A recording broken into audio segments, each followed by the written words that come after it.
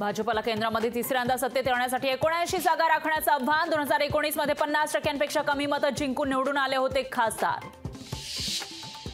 मुंबईतील 30 होर्डिंगला stability certificate नाही। Stability certificate नसलेल्या होर्डिंगवर पालिकेकडून कारवाईचा बडगा।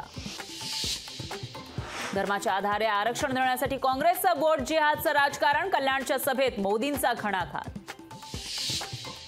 नकली शिवसेना नकली राष्ट्रवादीचं काँग्रेसमध्ये विलीनीकरण नक्की। शिवसेना काँग्रेसमध्ये विलीन झाल्यास बाळासाहेब आठवतील। पंतप्रधान मोदींनी उद्धव ठाकरे आणि शरद पवारांना पुन्हा डिवचलं।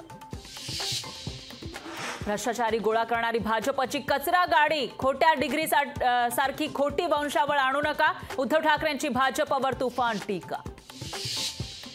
मोदींनी भूमिपूजन केला। मुंबईतील एक तरी रस्ता पूर्ण झालाय का? आदित्य ठाकरेंचा मुंबईकरांना सवाल।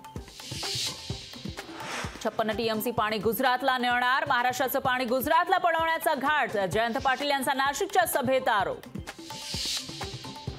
फतवे निघतात तेव्हा 90% मतदान होतं। तुम्ही गाफील राहिला तर त्याची मोठी किंमत मोजावी लागेल। गिरीश महाजन यांचं माहितीच्या आमदारांना मतदारांना मतदान करण्याचं आवाहन। केरळमध्ये 31 मे रोजी मान्सून दाखल होणार। महाराष्ट्रात 7 जूनची डेडलाईन। मान्सून पाळणार का याविषयी उत्सुकता। केजरीवाल यांना अंतरिम जामीन देऊन विशेष वागणूक। अमित शहांचा खळबळजनक आरोप। लोकशाही मराठी ऐका, पहा, जागरूक रहा।